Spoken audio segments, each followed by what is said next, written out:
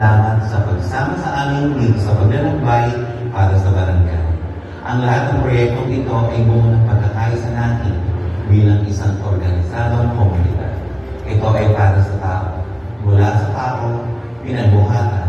Ito ang kwento ng ating barangay.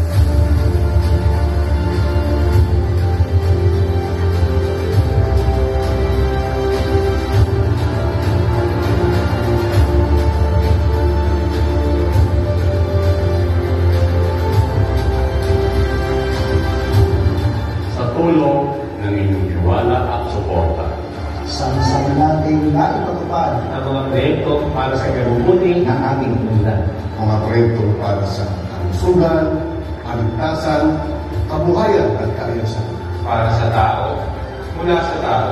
Ito ang kwento ng ating barangay.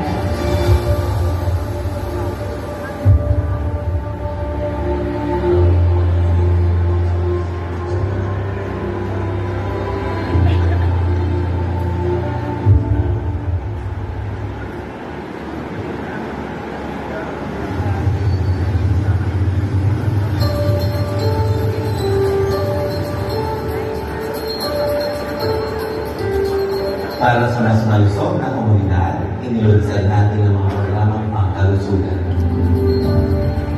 Umpisa po natin doon sa medical building, hospital building, laboratories. Yan po ay nagagawa po natin ang paraan para matulungan po natin sila. Napakalaga po, lalo na doon sa nag-house. Sa social worker, nagkaroon po tayo ng tulong. Unang-una, ang medical assistance and financial. Dinadala po sila doon sa office ni Mayor Vico Soto, sa office ni Congressman Roman Romulo, at higit sa lahat doon sa council. Ang bawat pinagbuhatay niyo po, nakakatanggap po nila at pwede makatanggap pa ng mga medical devices, katulad po ng wheelchair, supply, conclude, at saka yung pag-aid po, ay meron din tayo binigay ng mga nebulizer, pang-BP, glucometer, and maraming pa pong iba. Sa barangay naman po, ay binibigay po tayo ng living gamot, living vitamins, at living diaper po. Ang barangay pinagbuhatan po ay patuloy po nakikipagtulungan sa ating apat health center. Kung saan ang bawat health center po ay mayroong bibigay po sila ng living consultation, living puno, living gamot, at living po mga bakuna. And sa mga bata naman po, sa ating daycare center, kung saan ang barangay pinagbuhatan, ngayon po natin 6 na daycare center, na mayroon po 1,575 estudyante. Sinisigurado naman po natin ang bawat estudyante ng ating daycare center ay mayroon kalidad na edukasyon na tatanggap. Patayo tayo ng mga infrastructure projects na kailangan ng ating komunidad. Tiniyak namin na mas maganda o maayos ang bahay ng barangay. Lahat po tayo nakikinabang dito kung kaya't nirenovate po natin ang barangay hall. Nakita niyo po kung gano'n kaaliwalas at kalinis ang barangay hall natin ngayon. At binigyan po tayo kabilis magbigay ng servisyo sa bawat isang barangay po. Nagsasagawa po tayo ng training seminar para po sa code of conduct and medical standard for public official. Kasama kami at syempre ang buong empleyado ng ating pamangkong barangay para sa mabuting pamamahalan.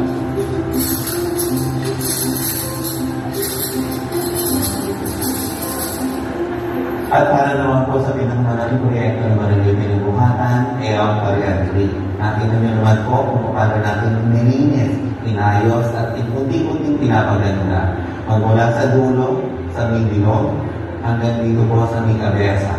Ang nakita niyo kung gano'n nakalinis dahil tinututukan na po ng ating mga sweepers at ng mantay-ilog ang paglilinis at pagbabantay dito sa ating pariantry.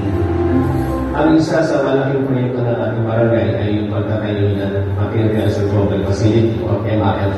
So dito po dinadala yung mga basura at pinuproseso yung mga galing sa mga bahay at para maibukod natin at makuha yung mga pakikinabangan.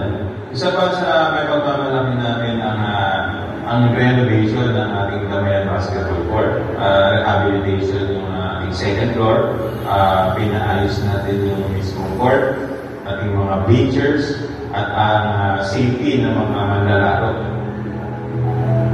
Ating namang nalinis ang ating mga kanal sa pamamagitan pamamagitan ng ating backlogging na umabot po ng 4,320 meters magmula po noong nakaraang taon. Ongoing din po ang ating mga repair at replacement ng ating mga manhole covers sa ating mga lugar.